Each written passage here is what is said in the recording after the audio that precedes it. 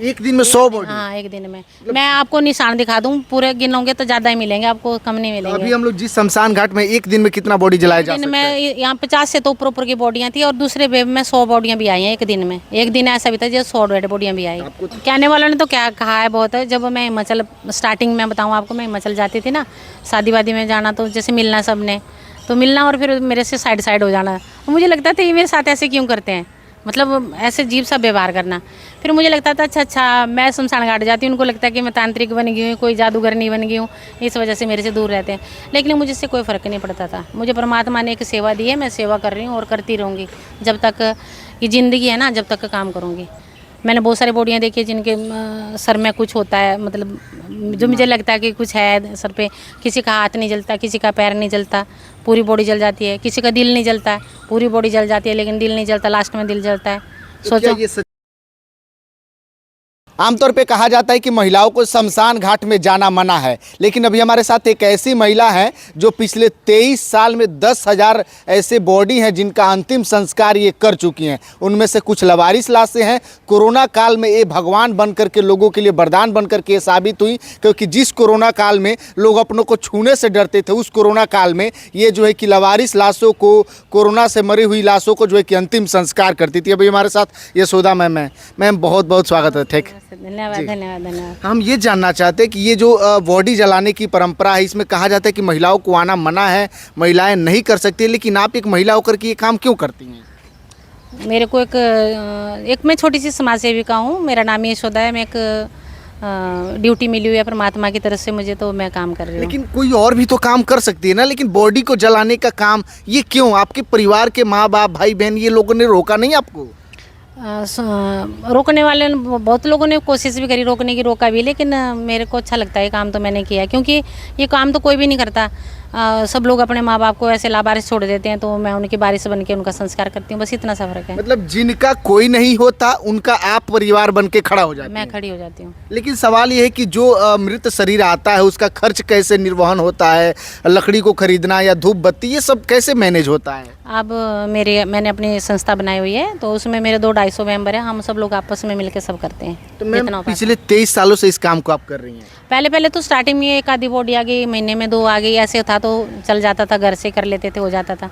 लेकिन अब जैसे लोगों को पता लगा कि मैं संस्कार करती हूँ, तो लोगों के मेरे पास आना भी ज़्यादा हो गए, तो लोग मेरे पास आने लगे, मेरी मदद मांगने लगे।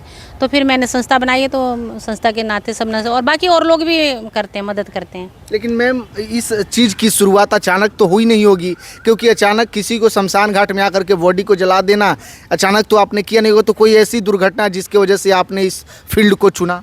ये मैं बताऊँ आपको, मेरे बच्चों का रिक्शे वाला था ना, मेरे भाई एक, उसकी मदर एक्सपायर हो गई थी। तो पहली बार मैं शमशान घाट तब आई थी 98 में, तो मैं सबसे पहले तब शमशान घाट आई थी, तो तब से निकली हुई हूँ अब तक। तो ये घटना 2002 की है? हाँ, ये नहीं, ये 98 की है। लेकिन उसके बाद फिर मैं सोचा नहीं, तो अस्थियों का काम करती थी मैं। लावारिस अस्थियाँ, जो लोग शमशान घाट में जाके अस्थियाँ इकट्ठी करनी, हरिद्वार लेके जानी, गढ़गंगा ले जाती थी। मेरे पास पैसे नहीं होते थे, तो मैं गढ़गंगा लेके जाती थी। फिर मेरे साथ एक और भाई जुड़े, में 2 भाई मेरे साथ और जुड़े, तो उन्होंने बोला अब हम हरिद्वार लेके जाया करेंगे। तो स्टील के ऐसे ड्रम होते हैं ना, ड्रमों में हम लोग अस्थियाँ इकट्ठी करके 3-4 लोग हम लोग चले जाते थे गाड़ी में लेके, फिर हरिद्वार लेके गए। फिर वहाँ से लोगों को पता लगना कि ये अस्थियाँ लेके जाती हैं, तो फिर और लोग भी मेरे साथ जुड़ने लगे।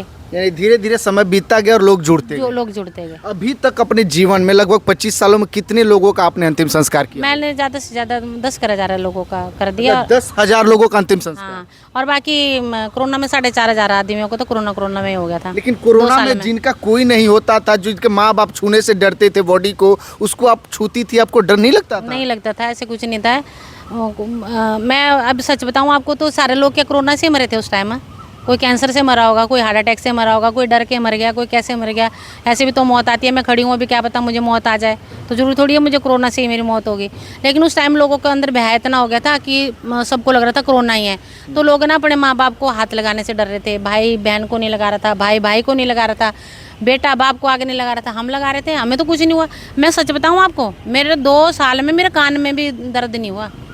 बुखार आना तो दूर की बात है, खांसी तक नहीं मेरे को ही है कि भाई ऐसा होता है। ये सब डर की बीमारी थी कोरोना, अच्छा, तो आप यहाँ पे जब आती हैं तो यहाँ से जब घर लौटती हैं बॉडी का अंतिम संस्कार तो कहा जाता है कि नहाती हैं या गंगा जल, ये सब क्या प्रक्रिया होता नहीं, ऐसे कुछ नहीं। गंगा जल छिड़क लिए तो छिड़क लिए, वो कभी आद रहेगी तो छिड़क लिए, नहीं तो ऐसे कुछ नहीं होता।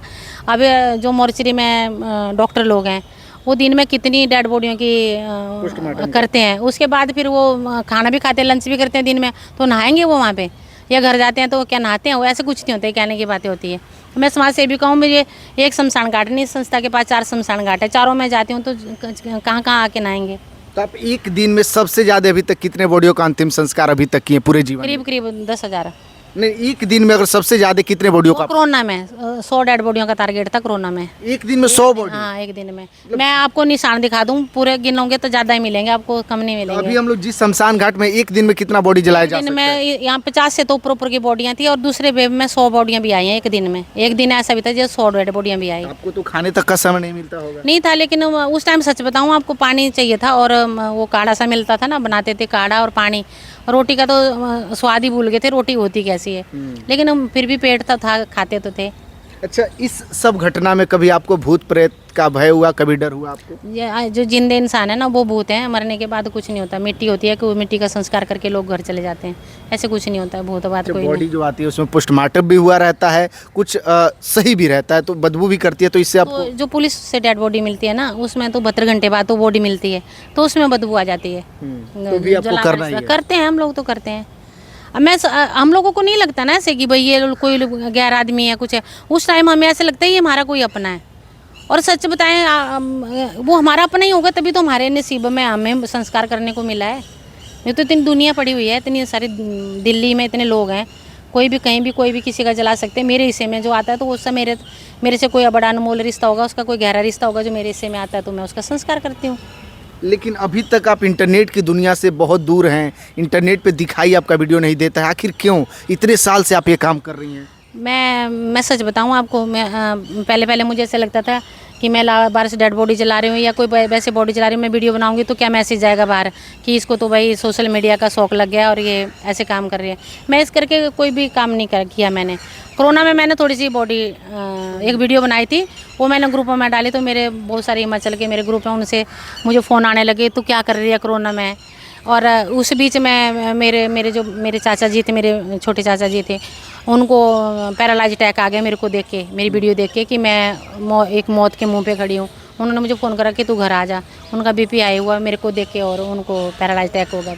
अब उनकी डेथ हो गई है। तो आपने ये नहीं सोचा कि लोग क्या कहेंगे कि फलाना की बहू चाहे फलाना की बेटी लाशों को जलाती है, ये मतलब आपको शर्म नहीं आया कि लोग क्या कहेंगे? कहने वालों ने तो क्या कहा है बहुत है। जब मैं हिमाचल स्टार्टिंग में बताऊँ आपको, मैं हिमाचल जाती थी ना, शादी वादी में जाना, तो जैसे मिलना सब ने, तो मिलना और फिर मेरे से साइड हो जाना, तो मुझे लगता था ये मेरे साथ ऐसे क्यों करते हैं, मतलब ऐसे अजीब सा व्यवहार करना। फिर मुझे लगता था अच्छा मैं शमशान घाट जाती हूँ, उनको लगता है कि मैं तांत्रिक बन गई हूँ, कोई जादूगर नहीं बन गई हूँ, इस वजह से मेरे से दूर रहते हैं।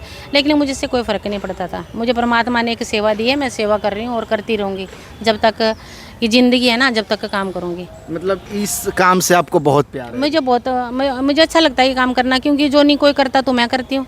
अब तो बहुत सारे समाज सेवी आ गए हैं जो संस्कार करने लगे हैं, तो शायद मेरी वीडियो देख के या मेरा आर्टिकल पढ़ के लोग ये काम करना शुरू कर दिया। लेकिन ये तो बहुत अच्छी बात है, कम से कम कोई तो बाहर, हाँ कोई तो जागरूक हो रहा है। मुझे और खुशी है इसकी बात की कि चलो कम से कम मेरी पहल करने के बाद कोई तो बाहर आ रहा है कि। अच्छा, बॉडी जब जलता है तो उसमें से ऑर्गन्स बहुत सारे बच जाते हैं, तो अभी तक क्या कुछ बहुत ऐसे पार्टिकल होते हैं जो दिखाई देते हैं, ऐसे माइंड का कुछ होता है जो दिमाग होता है, ये सब दिखता है क्या आपको? हाँ दिखता है सब।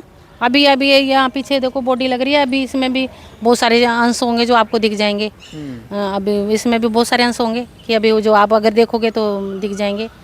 मैंने बहुत सारी बॉडियाँ देखी जिनके सर में कुछ होता है, मतलब जो मुझे लगता है कि कुछ है सर पे। किसी का हाथ नहीं जलता, किसी का पैर नहीं जलता, पूरी बॉडी जल जाती है। किसी का दिल नहीं जलता, पूरी बॉडी जल जाती है लेकिन दिल नहीं जलता, लास्ट में दिल जलता है। तो क्या ये सच्चाई है कि जो लोग दान पुण्य नहीं करते हैं उनकी बॉडी जल्दी नहीं जल पाती है? भाई होता ही होगा ये सब, जब ऐसे सच में होता है, ऐसे करने को मिलता है तो होता ही होगा ऐसा।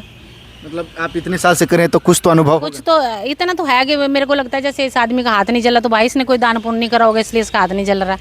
जैसे बोलते नहीं अरे दान पुण्य कर ले कुछ तो आगे मिलेगा, बोलते हैं ना लोग, बड़े बड़े लोग बोलते हैं। तो मुझे भी लगता है ऐसा कि हो सकता है मेरी सोच ठीक नहीं है, लेकिन मुझे लगता है कि ऐसे हो सकता है। आज कोई आपने अंतिम संस्कार किया? अभी आज नहीं किया। आज नहीं किया। नहीं, आज तो तो जब बॉडी आती है तो अंतिम संस्कार करके घर जाती हैं तो जरूरी नहीं है कि नहा लेते, गंगा जल छिड़क के खाना वाना खा नहीं, गंगा जल भी कोई घर में होगा तो छिड़क दिया तो छिड़क दिया, नहीं तो मैं चली जाती हूँ घर में, ऐसे कुछ नहीं है। तो आपके जो बहू हैं, बेटे हैं, उन लोगों को कोई आपत्ति नहीं है? नहीं नहीं, मेरे बच्चों ने और मेरे दामाद ने, मेरे बच्चे ने, मेरे हस्बैंड ने मुझे बहुत सपोर्ट किया है।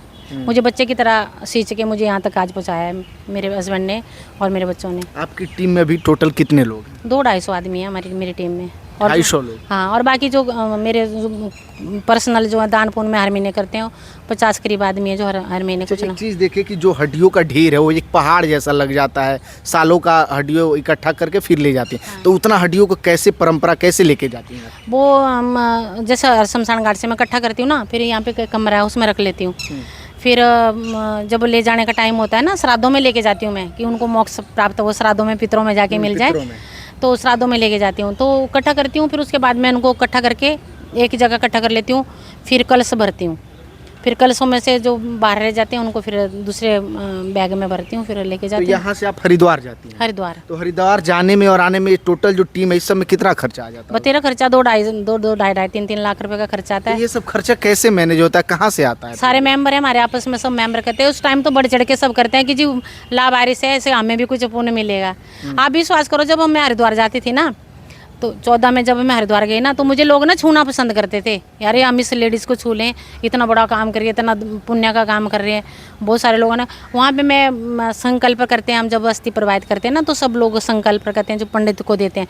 वहाँ का पंडित मेरे से पैसे नहीं लेता, वो पूरा विधि विधान से करता है, फ्री में करता है। उसको पता है मैं लावारी से लेके आती हूँ, पिंड वाला भी नहीं लेता, कनखन सदी घाट वाला भी नहीं लेता। तो वहाँ लोगों को लगता है कि भाई ये लेडीज़ अस्थियाँ लेके आए, तो वो मेरे को छूना पसंद करता है। कई लोग मुझे पैसे दे के चले जाते हैं। आप एक बड़ी बात बताऊँ मैं आपको, मैं दिवाली होती है ना, तो यहाँ पे शमशान घाट को धोती हूँ। अच्छा, पूरा शमशान घाट को धोती हूँ मैं दिवाली के। इसको घर जैसा इसको सजा देती हैं? पूरा धोते हैं हम इसको, तो पूरे शमशान घाट में मुझे 5-6 दिन लगते हैं धोने को। तो शमशान घाट धो रहे तो किसी कोई डेड बॉडी में आया था कोई बंदा, उन्होंने सोचा कि मैं यहाँ की कर्मचारी हूँ, सफाई कर्मचारी करने वाली हूँ, तो उनके पास ना पैसे बच गए तो उन्होंने वो मुझे दे दिए। मैंने बोला बोले बाबा तूने कम से कम मुझे इस काबिल तो समझा, अपना नौकर तो समझा यहाँ का, और मेरे को अपने नौकरी दे दी तूने, मेरे कम से कम मुझे पैसे। तो मेरा दान पात्र है, उन्होंने मुझे जो भी दिए, जो भी जितने भी पैसे थे गुप्त दान उन्होंने दिए, मैंने गुप्त दान में डाल दिए। अच्छा, एक आखिरी सवाल, आपको लोग अगर हेल्प करना चाहे, मदद करना चाहे, तो आपकी जो संस्था है उसका क्या नाम है, कैसे कोई मदद कर सकता है? मेरी संस्था का नाम एक अलग पहचान है, और मैं ये मैसेज देना चाहूँगी, अगर मैं कोई मदद करना चाहेगा तो मैं अपना नंबर शेयर कर सकती हूँ आपके साथ। जो नंबर से आपको कोई बात करे, कांटेक्ट करे, कैसे करेगा, नंबर क्या है आपका? मेरा नंबर है 9250877676। तो इस नंबर से आपसे बात करके तमाम जानकारियाँ ले सकते हैं। सारी बिल्कुल। देखिए, अगर आप लोग भी घर बैठे हैं या कहीं भी रह करके जॉब करते हैं, अगर आप लोग कुछ मदद करना चाहते हैं तो एक सही जगह पे मदद कर सकते हैं। अगर मैडम को कुछ मदद करेंगे ना, तो उन लावारिस लाशों के लिए एक बहुत बड़ा मतलब कि सहयोग मिलेगा। जिनका कोई परिवार नहीं होता है, उनके लिए लकड़ियों को खरीदना, उनके लिए सारी व्यवस्थाओं को लेना, और उसके बाद आराम से अंतिम संस्कार हो सकता है। ये बहुत बड़ा ये जो है कि शमशान घाट है, एक साथ सैकड़ों बॉडियों को यहाँ पर जलाया जा सकता है, और इस सारे बॉडियों को जलाने का काम ये मैडम करती हैं। मैडम का नाम यशोदा देवी है, और काफ़ी सालों से, पिछले 25 सालों से 10,000 बॉडियों को ये जला चुकी हैं। इस मैडम को जो है कि कुछ नहीं तो पद्मश्री अवार्ड से सम्मानित तो जरूर करना चाहिए भारत सरकार को। बाकी इनके कामों को लेकर के आप क्या सोचते हैं, प्रतिक्रिया वीडियो कमेंट बॉक्स में दीजिएगा, शेयर कीजिएगा। बहुत बहुत धन्यवाद।